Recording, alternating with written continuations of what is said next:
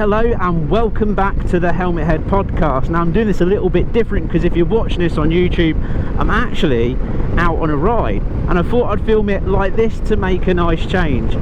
Now today's podcast, I want to talk about my world trip. I want to talk about the long way to Gibraltar because that adventure has told such a story. Because the reality of it was, when I actually planned that part of the leg, I say planned, I just wing it, but my vision of that part of the leg was going to be really the most chilled out part of the adventure. It was supposed to be about 4 days of sort of riding when it came down to sort of popping up to the mountains in the south of Spain and then coming back down the other side of Gibraltar, but not going in yet, going along the coastline a little bit and then doubling sort of back and making my way into Gibraltar. Make it very kind of like cinematic, taking in the views and kind of relaxing a little bit as well, because all the legs are always a bit bonkers and big miles to try and get to, because there's always a start and an end goal of where obviously I've got to store the bike.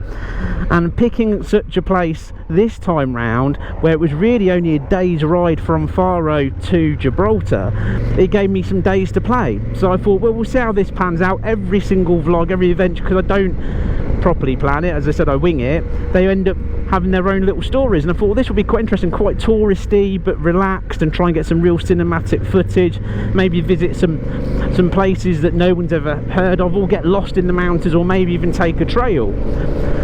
But things of course massively changed during that adventure. Now the moment I sort of set off on the flight, I'd already pre-planned to meet Paul at the airport, because Paul, who's Two-Wheeled Twit on YouTube, has just started his own channel. And what Paul was basically doing is that Paul was he was organised to borrow a scooter from a guy called Rob that we met on the previous leg, and ride it to me, pick me up from the airport. Was supposed to be this big funny Uber moment where I order an Uber and he turns up on a scooter.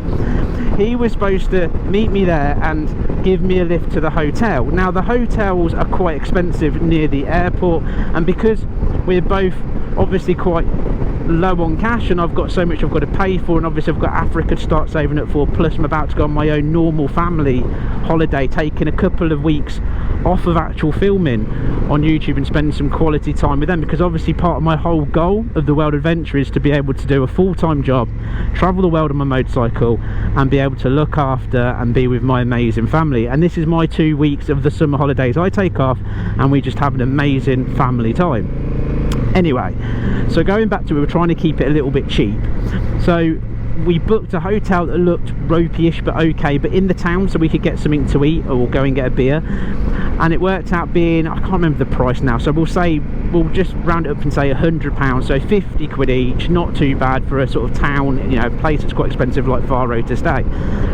Anyway, Paul flew over, all according to plan. He picked up the scooter from Rob. Rob had the scooter serviced and ready for him to go. So Paul then set off to get to me. Now before, obviously he got on an earlier flight, so before I'd even sort of got on my flight, he sent me a message going to me, I think I've broken the scooter already. And I was like, nah, you're just winding me up, he's trying to play a trick on me. Well, he wasn't. And if you've not seen his videos, go and check out his videos, because he literally breaks down on a Spanish motorway. Now, as part of the insurance that he took out on the scooter, didn't include breakdown cover.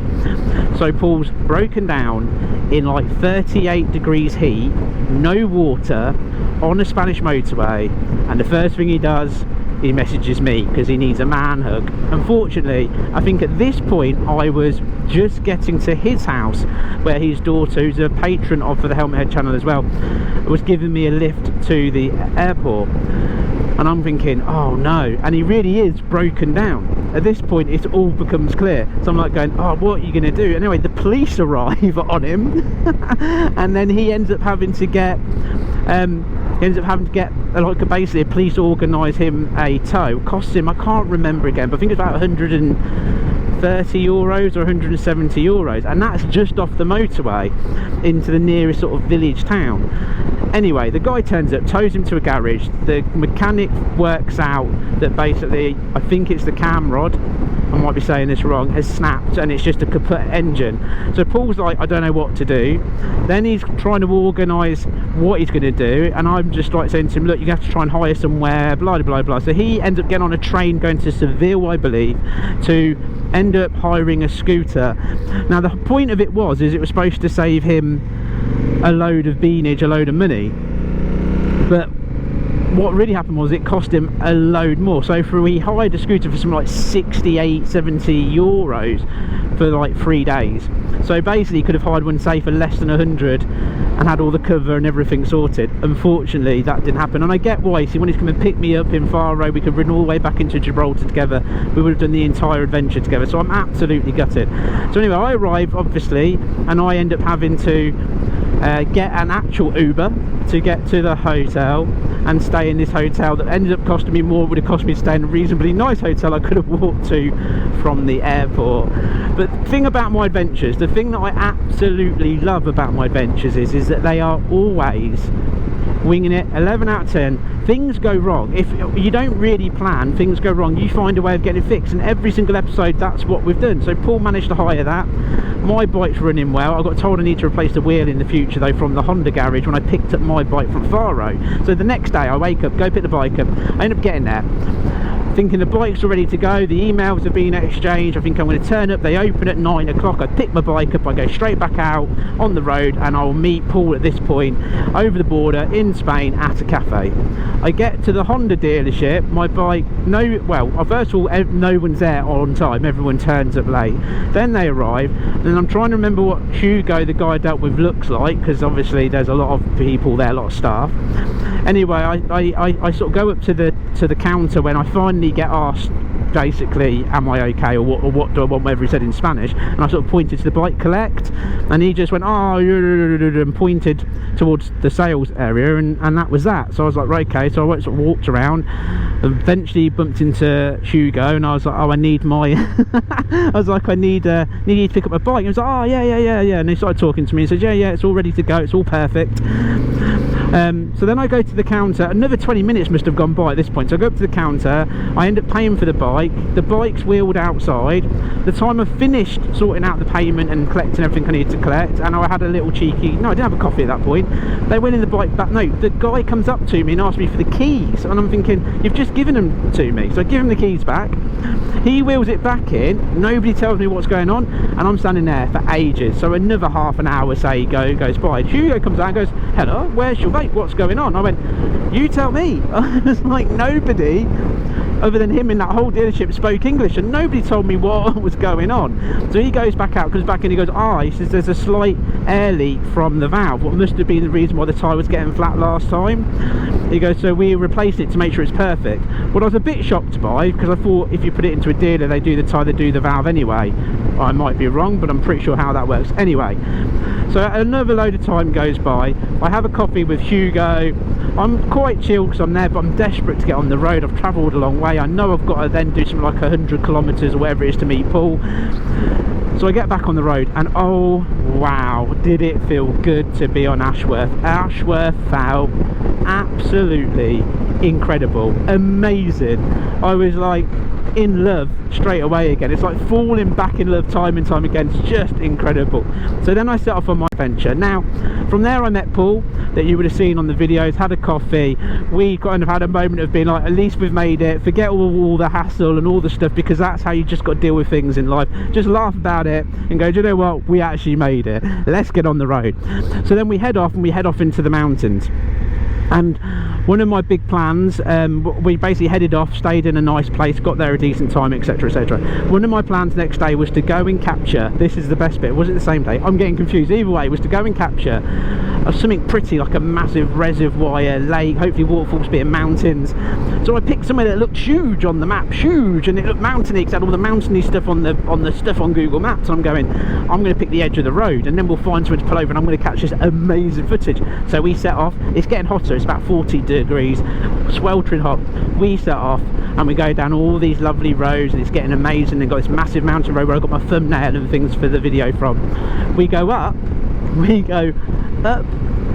further up the mountain. We get to a point, it basically says you've reached your destination. We're like, there is no water. So I send up the drone. we rode, it was about 60-70 kilometers to a dried up, basically, river bed, mountain reservoir, whatever it was. We went that far, got there to find out it was completely dried up. I sent my drone up and I flew my drone well within the law, a very big distance, a huge distance, and basically found out that the puddle of water at miles, I mean not miles away because that'd be wrong, a distance away, was well, that was all that was there. So we'd gone all that way for that. So chuckling away again, we jumped back on the bikes and we go to our hotel, and we picked this is the best bit, a cheap hotel again that we had 1-star review on Google, but it looked alright, and I was like, do you know what, it's cheap, we can get there, everywhere else is really expensive, it's the summer holidays, everything's booked up. So we head off. The address for this hotel, this might be why it got its 1-star review, was the local police station. So we rode to the local police station and went, this can't be the hotel. Me on my bike with its customised big exhaust, Paul on his hire scooter, and we were outside a police station. Oh my days. So then, feeling swelteringly hot, we were trying to figure out what it was. We must have spent half an hour trying to figure out what it was, and the only place that came up with the same hotel name was like a couple of 100 kilometers away, and we're going, that can't be right, this cannot be right.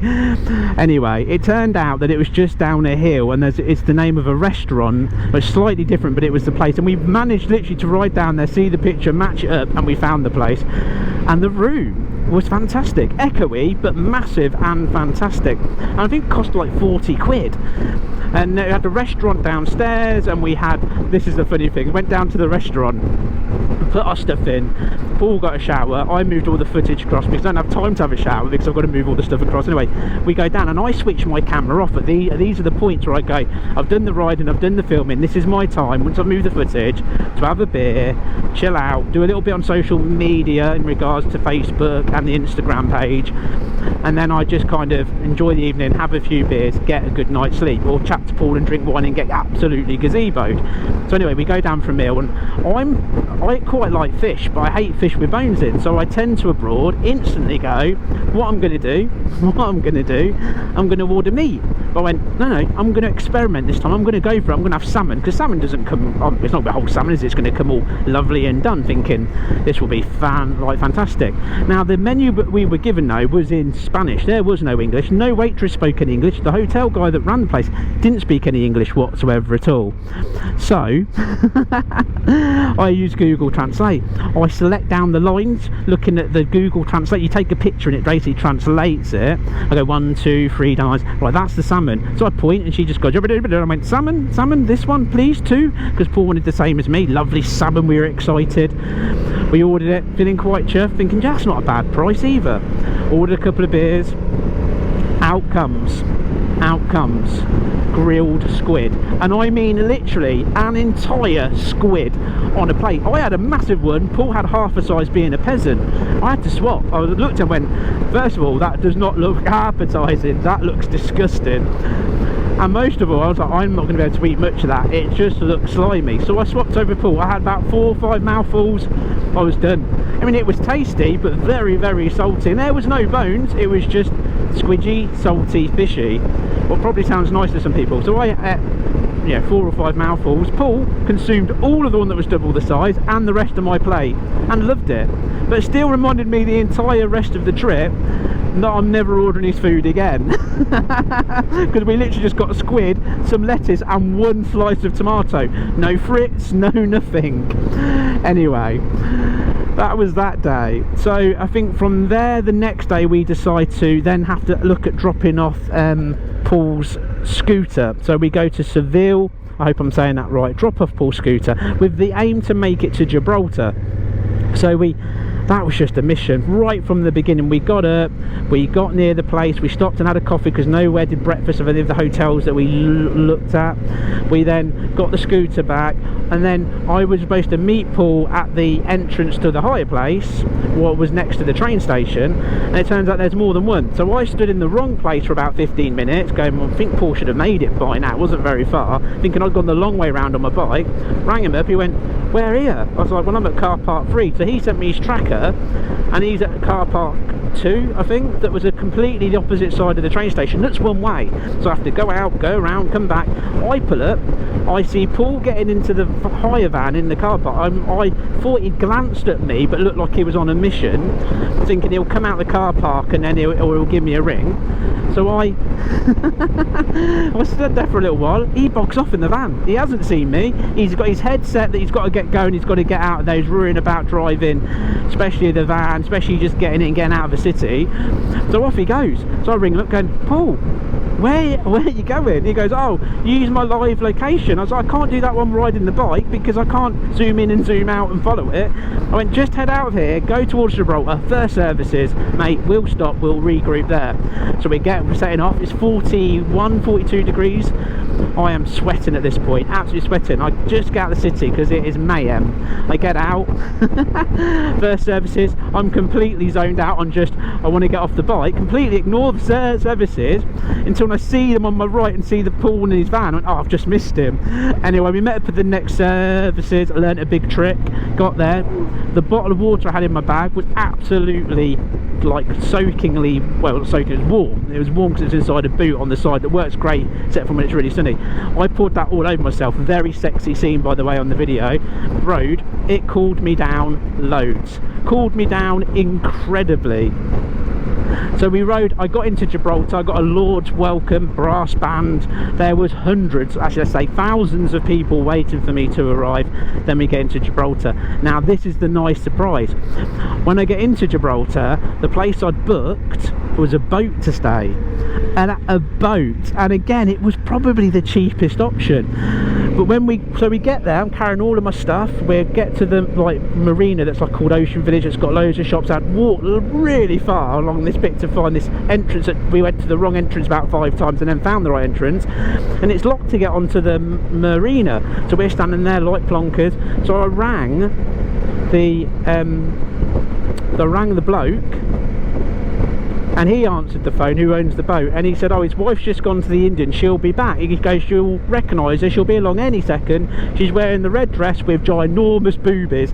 And I kid you not, I turned to the left, there was a woman walking along in a red dress with ginormous boobies. Went, yep, I can see her. Anyway, they took us onto the boat. We then went back, we took the scooter back, was a mission, got that out of the van, and then from there, we then had to drop it off. So we had to go back out of Gibraltar into Spain. We couldn't find the rental place. We almost got on a boat going to Morocco, so we almost ended up in Africa. We had to turn around on a bit you shouldn't turn around on. Went in to this car park, posted the keys through the hire place that we're sure hopefully is the right hire place. But because we're then at the dock at arrivals, we thought we'll Uber it back and it will save us money because it's about 17 kilometres or 27 kilometres, whatever it was, back to Gibraltar. Oh, Uber didn't work. We were there for about an hour hitting Uber. We walked out of arrivals to get onto the road waiting for an Uber. We put not Gibraltar in, we put in Spain just before the border. No one would accept the job. We were there for ages. Paul lost his camera, then we had to find his camera because he had a bit of a word with a policeman. The story goes on. We had to go into information, collect it. He's knackered, I'm knackered. It's getting to the early hours of the morning. We end up just getting into a proper taxi, a normal proper taxi, expensive taxi, getting it take us back to border, to which we had to walk over the runway to get back to get to our boat where we went to bed. That brings me on to the very last day. The very last day was awesome. So we went to visit the guy that's storing Ashworth, another guy called Paul, who is one of the tour people there on Gibraltar Rock. He looks after I called it his gun, a 100-ton gun. We went and saw him, saw his gun. He sorted out for some VIP tickets, gave us literally an 11 out of 10 tour. It was hilarious, exactly how I'd do a tour as well. And then from there we walked down to a cable car queue like Alton Towers. It went on forever. I was like, I'm not queuing out, I'm sweating. They're all being pushed into this little box, like Tic Tacs in a glass box in the roaring sun, going up the rock. I can't do it. I said to Paul, I'm not a tourist. I hate tourist places. I hate when it's really busy. I want to be on the bike. Anyway, we literally at the point where I said, I'm just gonna have to call it a day. We're gonna have to just go and get some beer, dude. I said, and just spend the whole day getting gazeboed. But a guy who lent us a scooter that we dropped it off the day before did want to meet us for a beer. So we messaged Rob, and Rob was already down having a couple of gins down at the Ocean Villa near where our boat was. And he goes, I've had a couple of gins, boys. He says, I'm not, well, give us a call later. Within 5 minutes, he thought about it, changed his mind, and said, no, I'm looking after these boys. So he rang us back and said, don't worry, I've dumped my gin, said I'll be alright, I'm going to walk up, meet you, and I'm going to give you the tour of a lifetime. Did he give us a tour of a lifetime? He turns up, gives us a beer, takes us in a Mercedes, because only local vehicles can go up the rock, and I did get kind of permission to go up, but it all ended up going wrong, so I needed to ring somebody. It's a long story that by itself. Anyway, so Rob gives us a tour, drives us round in the Mercedes. We go to some point where people get married, they don't jump off at all in any way and commit horrible things. Then he took us to the clubhouse, blew your mind, motorcycles from every single decade going. They took us upstairs, a beer. I think they thought we were from a club and realised that I was just a famous Lord YouTuber, because then they wanted a picture by the end of it. Massive tour of that. Then took us up to where the Queen stood. So obviously being a British Lord was really cool, because me and the Queen used to get on really well, bless her soul. And now me and Charles like best of buds. So we stood there, I sent a picture to Charles, he had a little bit of a cry. Then he took us up to see the monkeys. When we were trying to get pictures of the monkeys, and as soon as they hiss, Rob legs it, the local legs it, and I'm going, with these monkeys, what's going on? He goes, if they hiss, they're not happy, get out there quick. So off I do a truffle shuffle away. We get in the car, wicked seeing the monkeys, by the way. We head off, we go down, and then I can't remember what happens after that, but other than Rob drops us off, and then I take my bike to see Paul, who has the most unbelievable monkey bike in the world. 14 grand he spent on his monkey bike, 14 grand. He told me to ride it, that wasn't on camera. He goes, have a ride on this. He goes, red line it. I thought he was taking me. He goes, whatever you do, give it loads of beans. He goes, but first of all, turn left, turn right, turn left, turn left, turn right, and then give it some. And I was going, dude, just give me the sign for giving it some, and I'll give it some. So I jump on his bike, he pulls out his other bike, we're riding along, and this bike feels throaty, proper throaty. It's a monkey bike, basically built as a race bike. We get just before a tunnel with some little strobe lights in it. He gives me the give it the guns. I have no idea. This tunnel's not straight, by the way, it's got bends in it. I'm throttling it, feeling like I'm going like a million miles an hour, because I've just come off my overloaded Ashworth Honda monkey bike. And I'm flying along, he's chuckling behind me. We get to the other end, I go around a bend, I think I'm going to crash because I'm giving it a little bit of the guns. We get there and he turns around and goes to me, he goes, yeah, you need to give it proper guns, really red line it, till it won't go any further, give it more. And I went, I'll blow it up. He goes, give it more. Coming back, I did that. Oh my Gideon, is that bike quick. It is an absolute rocket ship. It is unbelievable. So I'm just going round and round and roundabouts while I'm riding, because I'm not far from home, but I want to finish this podcast. It's going a lot longer than I thought it was. So anyway, we get back, we have some beers. He shows me all the stuff he's got in his garage, full of stuff. He threatens he's going to rebuild the engine on Ashworth and make it into some kind of million-mile-an-hour beast, but I keep saying it's got to stay reliable as heck, and it's got to stay as standard as heck. But we'll see what happens when I get back. The guy's knowledge of monkeys was incredible. He was going on about every nut and bolt, timings, this takes that long. He just on it. We took Ashworth away in bed, we went and had some beers, we enjoyed some, went out for a meal with Rob where they opened a restaurant up for us. Rob's part of the Gibraltar MC, they opened a restaurant for us, and we had a lovely meal. It was fantastic.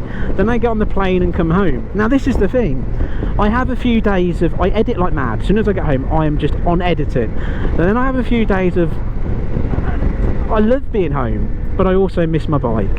So I have a few days because I feel like I've just got going, but because of my job and my life, I only really normally get around 6 days. A day to fly out, a day to fly back, 4 days of riding. It never feels enough, and I achieve so much in that short amount of time, but it never feels enough. And I have that lull feeling of I want more and I crave for more, and then I have to book the next one. On an average that's 6 weeks later.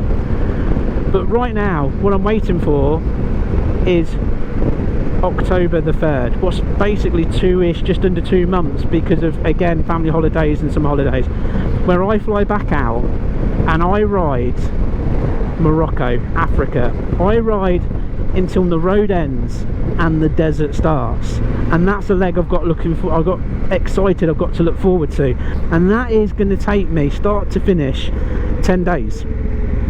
10 days. I want to try and get on a 125 across Morocco, through the Atlas Mountains, to the desert, into the desert, in true Helmet Head style. Who cares what happens? Get stuck. I've got my special SOS device I can press that dispatches a special team, including a man called Neil in Lycra. I've got my camel toe hydration pack supplied by Chris Goff, and my Chris gloves.